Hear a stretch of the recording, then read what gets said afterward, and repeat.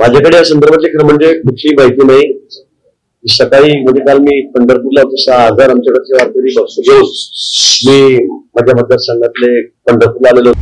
आता isakal.com आहे देशातील नंबर 1 ची मराठी न्यूज वेबसाईट. प्रत्येक अपडेटसाठी isakal.com ला नक्की भेट द्या. पाठीपाठी या ठिकाणी पोहोचलो त्यामुळे मी झोपले होतो. मला सकाळी आपल्या प्रेसचे माध्यम फोन होते माझे, म्हटलं एवढं फोन काय येत आहेत. बघितल्यानंतर आपण टीव्ही सुरू केला आणि त्यात मला ही बातमी त्या ठिकाणी कळालेली. आमचे नेते आदरणीय नाथाभाऊ यांचे जावाई या रोटाची होते आणि मित्र मला बातमी हेच आयोजक होते पार्टीचे असं मला त्या ठिकाणी कळलं. त्याच्यामध्ये मोठ्या प्रमाणात अंमली पदार्थ असतील, हुक्का, दारू असे सगळे पदार्थ त्या ठिकाणी मिळून आलेले आहेत आणि पोलिसांनी त्यांना ताब्यात घेतलेलं आहे. हे मी चॅनलच्या माध्यमातून अजून मला तिथल्या पोलिसांचे काही संपर्क झालेला नाही, पण माहिती आपल्या चॅनलच्या माध्यमातून मला त्या ठिकाणी मिळालेली.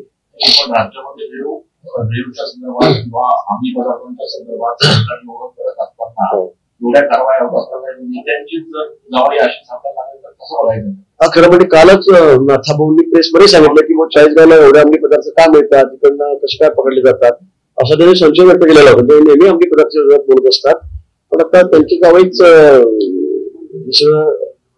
चालवत आहेत सगळा उद्योग हे आज मला त्या ठिकाणी समोर आलेलं आहे. म्हणजे हा विषय थोडा तपासाचाही आहे. नेमकं काय झालं काय नाही आज सांगता येणार नाही, नक्की सांगता येणार नाही, पण मला वाटतं पोलीसच्या बाबतीमध्ये तपास करत असतीलच. कारण मोठी बातमी आहे, मोठा विषय, रेवपाटीचा विषय तर कुठे असला तरी तो मोठा होतोच. त्यामुळे मला असं वाटतं की तपासाअंती त्यामुळे काय काय घडलं काय काय नाही समोर येईल. या प्रकरणात 5 महिला ताब्यात घेतलं होतं, मात्र त्यापैकी 2 महिला निसटल्या अशी देखील माहिती प्राथमिक समोर येते. नाही, 5 महिला होत्या, 3 महिला होत्या याच्या बाबतीत मला काही कुठली माहिती नाही. खरं म्हणजे संबंधित तपास अधिकारी कोण आहेत काय मला माहित नाही, पण तपास केल्यावर समोर येईल की 5 महिला होत्या का 3 होत्या, याच्यामध्ये कोण पळालं कोणी पलायन केलं आता सांगणं मला अशक्य आहे. पण पार्टी सुरू होती हे आपण सांगता आहात आणि सगळे अनावश्यक पदार्थ म्हणजे तिथे सगळे अंमली पदार्थ असतील, गुटख्याचा बार लावलेला होता, दारूच्या बाटल्या सापडलेल्या आहेत, किती गोष्टी सापडलेल्या आहेत. मला वाटतं तपासाचा हा भाग आहे. तपासात तिचे काय पण नाथाभाऊ म्हणतायत की अशा पद्धतीचा ट्रॅप होईल याची मला पूर्वी कल्पना होती, कारण त्याचं वातावरण आहे राज्यामध्ये सध्या. नाथाभाऊ काय म्हणले असं ट्रॅप होईल असं मला वाटत होतं. मला संशय होता की अशा पद्धतीनं पुढे अडकवलं जाईल आम्हाला. त्यांनी यांना अलर्ट करायचं होतं जावं बापूंना. त्यांनी त्यांना सांगायचं होतं की बाबा तुमचं असं सांभाळ असं काय असं होण्याची शक्यता आहे. मला वाटतं या गोष्टीला कुठे अर्थ नाहीये.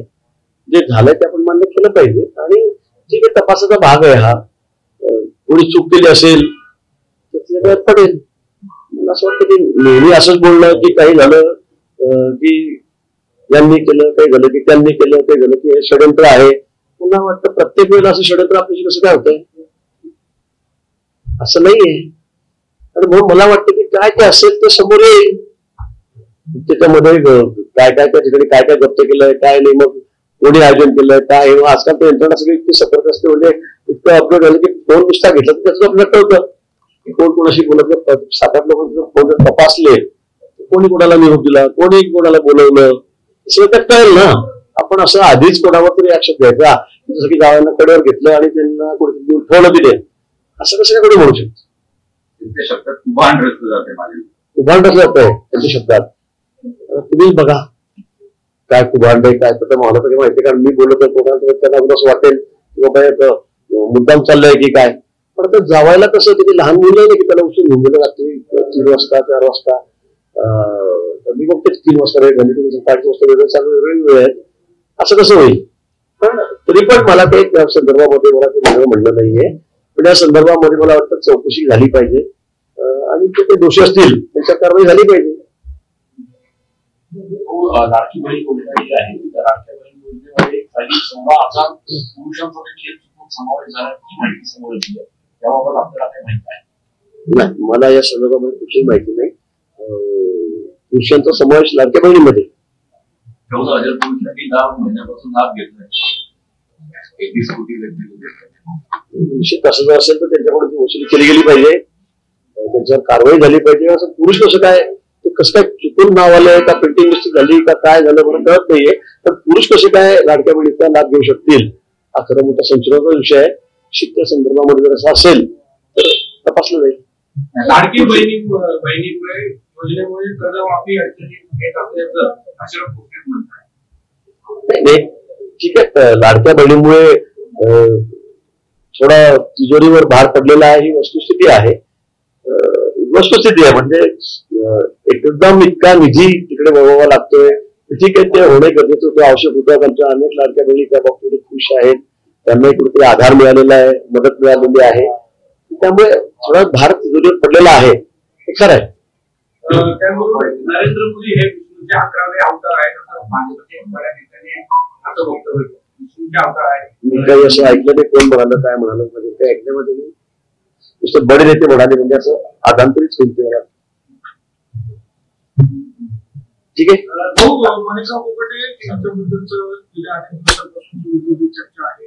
रवी प्रकरणाचा व्हिडिओ समोर आला, सरकारने चौकशी लावली, मात्र त्यांच्या राजीनाम्याची मागणी विरोधकांकडनं कायम केली जाते. वरिष्ठ पातळीवर काय चर्चा? आता अजितदादांनी किती म्हटलं होतं काल मी पंढरपूरला असं बघितलं होतं की त्यांना मंगळवारी बोलवलेलं आहे, दादा त्याच्याशी बोलणार आहे. बोलणं झाल्यानंतर काय त्यांचं काय कोणाचं काय म्हणणं आहे, काय करायचं काय कुठे तपासलं जाईल. मुख्यमंत्री मोदयांशी चर्चा करून या संदर्भामध्ये आमचे कोणते नेते निर्णय करतील. आणि महाविकास आघाडीमध्ये स्थानिक नेते भाजपमध्ये येत आहेत, कोण पण येत आहेत, काय प्रवासच कार्यक्रम आहे. आपण बघा काय पण अनेक लोक नाशिक शहरामध्ये अनेक जण दिग्गज नेते हे आता भाजपमध्ये येण्यासाठी उत्सुक आहेत. शहरामधले आहेत, जिल्ह्यातले आणि एकंदरीत उत्तर महाराष्ट्रातले आहेत. बहुतांशी सगळे आजी माजी सगळे आमदार जे आहेत ते सुद्धा या ठिकाणी भाजपमध्ये यायला मुख्य प्रवाहात यायला तयार आहेत. थोडंच कालावधीमध्ये आपल्याला आपल्या समोर नाव अजित पवार 2 गट पडल्याचं रोहित पवार यांनी खळबळ केलं. त्यांचे सगळे आरोप खळबळीमध्ये राहतात. आमचे राऊत साहेब असतील, रोहित पवार असतील, इकडे संजय राऊत साहेब आहेत, तिकडे रोहित पवार तयार झालेले आता खळबळला. नाशिकमध्ये आला, नाशिकमध्ये अनेक रस्त्यांमध्ये अनेक पक्षांकडून मोठं आंदोलन होतं रस्ते बाबतीत नाशिक शहराच्या. काही अपघात देखील झालेले सोशल मीडिया वारंवार तक्रार करतात. एवढा फंड ठेकेदाराला देऊन देखील शहराचे रस्ते नाही. आपण याच्यात महत्वाची भूमिका करतात. प्रश्न पालकमंत्री बरोबर असं तुम्ही पालकमंत्री ते सांगितलं तुम्ही पालकमंत्री लोकांच्या जीवाचा प्रश्न नाही. आपण नाही तुम्ही मला हा प्रश्न विचारता त्यामुळे म्हणतो मी पालकमंत्री निश्चित या संदर्भामध्ये गेल्या वेळी सुद्धा बैठकीमध्ये मी म्हटलं की नाशिक शहराचे सगळे रस्ते आपल्याला आता व्यवस्थित करावे लागतील. आणि खरं आहे आपण ते म्हणतात ती वस्तुस्थिती आहे. अनेक ठिकाणी खड्डे आहेत, गाडीचं म्हणजे खूप आहे, वाईट परिस्थिती आहे. काही ठिकाणी आहे, सर्वत्र नाहीये पण काही ठिकाणी आहेत, काही रस्ते आहेत. लवकरच आपण तात्काळ त्या संदर्भामध्ये त्याची दुरुस्ती हाती घेऊ. आता कुंभमेळा समोर आहे, त्याचाही निधी समोर आहे. त्या दृष्टीने आपण सगळे अनेक रस्ते आपण नूतनीकरण कॉन्क्रिटीकरण त्या ठिकाणी घेतलेले आहेत. मला वाटतं लवकरच हे सगळे रस्ते दुरुस्त होतील. अनेक ठिकाणी राज्यामध्ये पावसा पर्यटनासाठी जे लोक बाहेर पडत आहेत, धबधब्यावर जात आहेत, होण्यासाठी जातात, आपल्याकडे या संदर्भात सूचना आहे. निश्चित माझी या निमित्ताने सर्व पर्यटकांना विनंती आहे. आता शनिवार रविवार पण आहे, सुट्ट्या आहेत, आपण पाऊस पडतोय, वातावरण अतिशय चांगलं आहे, हिरवगार झालंय, धबधबे आहेत, सगळे पडत आहेत, नद्या वाहत आहेत. पण आपण बाहेर पडत असताना खूप काळजी घ्या. आपण बघतोय आजही चाललो, सकाळपासून मी बघतोय हा इकडे टाकला तिथे रेस्टॉप कशी चाललंय, कोणी म्हातारी जी आमची वाहून गेली विनाकारण ती पाण्यामध्ये तिने जाण्याचा प्रयत्न केला. काही पर्यटक बुलढाणा जिल्ह्यामध्ये त्या ठिकाणी वाहून जात होते. तिथे मला असं वाटतं की या संदर्भामध्ये सगळ्यांनी काळजी घेण्याची आवश्यकता आहे. विनाकारण आपण आपला जीव कुटुंबाचा जीव धोक्यात टाकू नका. सुरक्षित पर्यटन करा आणि शक्यतो पाण्यापासून लांब राहा. अनेक जण पाण्यामध्ये जाण्याचा मोह करतात, धबधब्याखाली आंघोळ करतात, खाली मोठं पाणीचा साठा असतो, त्यात पडल्यावर किंवा पुलावरून विनाकारण वाहनं टाकायची, काहीतरी नवीन आपली डेअरिंग दाखवायचं आपलं, आणि त्यामुळे मोटरसायकल वाहून जात आहेत, गाड्या वाहून जात आहेत, पदचारी वाहून जात आहेत. मला वाटतं माझी या निमित्ताने विनंती आहे की आपण सगळ्यांनी सुरक्षित पर्यटन करावं, अन्यथा उगाच काहीतरी दुर्घटना घडेल आणि आपल्या कुटुंबियांना इजा पोहोचेल, धोका पोहोचेल, असं कोणीही करू नका. संजय राऊत असं म्हणतात की भाजप हीच एकमेव पार्टी आहे ज्या पद्धतीने ह्या घटना घडतात. खडसेंना सांगा ना, आता म्हणले का ते? मग आपलं रोज चाललाय सौख्य दोघांमध्ये म्हणा, सध्या दोघे मिळूनच एकमेकांना माहिती देत आहेत सगळ्या चाललंय त्याच्या. मला वाटतं हा सल्ला त्यांनी तिकडे दिला पाहिजे, खडसे साहेबांना द्या.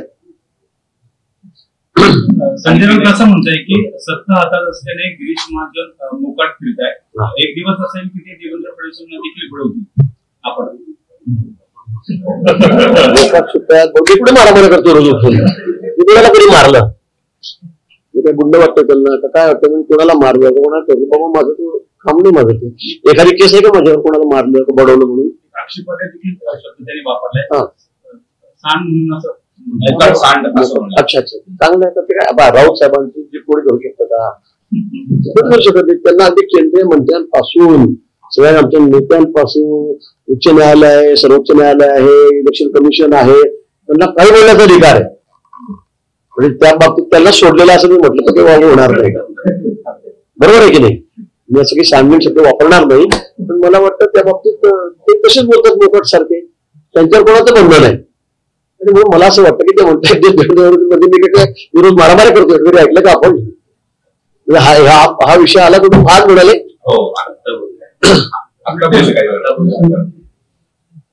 काय माझ्याबद्दल काय त्यांचा एवढा विशेष प्रेम सध्या एक खडसे साहेबांनी माहिती दिली असेल त्यांना. ते असंही म्हणताय की पुढे अशी वेळ येईल की ते फडणवीसांना देखील बुडवतील. आता तुम्हीच विचार करत आहे काय मी काय बोलू असेल? त्यांना म्हणा मी कोणाला बडवलं, कोणाला मारलं, कोणाशी दादागिरी केली, तरी केस कंप्लेंट आहे का म्हणा कोणाची आतापर्यंत? मला आता 40 वर्ष झाले, मी 5 वर्ष नगराध्यक्ष होतो सरपंच गावाचा माझ्या, आणि 35 वर्षाला मी आमदार आहे. माझ्यावर एखादा गुन्हा आहे का, एखादी केस आहे का, कोणाला दादागिरी केली, कोणाला धमकावलं, कोणाला खंडणी घेतली, हे आहे का तसं गुन्हा? ते सांगा मला. यामुळे तुम्ही असं स्टेटमेंट करता तर तुम्ही सगळे बघतात मला इतके वर्ष झाले. माझा या गोष्टींपर्यंत जीवामध्ये संबंध नाहीये. तर कुठल्या अर्थाने बोललेत मला त्यांना विचारावं लागेल की बाबा काय झालं असं. राज्यामध्ये नक्की आवाजात सुरू होतात, मात्र उघडपणे बोललं जातं. जळगावचं प्रकरण होतं, तुमच्यावरती तिथे गंभीर आरोप केलेले होते. नाशिकचं प्रकरण होतं. पोलीस तपास मला वाटतं तर हा विषय माझ्याकडे बंद केलेला आहे. सर्वात एका माणसाला पकडलं, तो गावचा होता माझ्या गांभीर, आणि म्हणून माझा फोटो खडसेने दाखवला. मी त्याच्यावर 10 फोटो जण दाखवले, सगळ्या राज्यातल्या सगळ्या टॉपचे नेते दाखवले, त्याच्यावर बसलेले चर्चा करतानाचे. याचा अर्थ असं होतो का की त्यांच्यावर फोटो म्हणून ते त्यामध्ये आहेत का, कुठल्या त्याच्या भानगडीमध्ये ते बलात्काराच्या भानगडीमध्ये आहेत? आणि म्हणून मला असं वाटतं की आता त्यांना उठता बसता तर मीच दिसतोय, त्यामुळे काही त्याला इलाज नाहीये. आता अनेक त्या विषयावर चर्चा झाल्या. आमचे आमदारही बोललेत, आमचे मंत्री तिथले सावकारी बोललेत, सगळे आमचे आमदारही त्यांच्या भाषेमध्ये सांगितलं. पण आता काय मला या विषयावर आता बोलायचंच नाहीये. त्यांना सगळं लखलाभ आहे, त्यांनी आता सध्या घराकडे लक्ष द्यावं. देश विदेशातील प्रत्येक घडामोडींचे लाईव्ह अपडेट मिळवण्यासाठी आता साम टीव्हीच्या सर्व सोशल मीडिया प्लॅटफॉर्मला लाईक, फॉलो आणि सबस्क्राईब करा.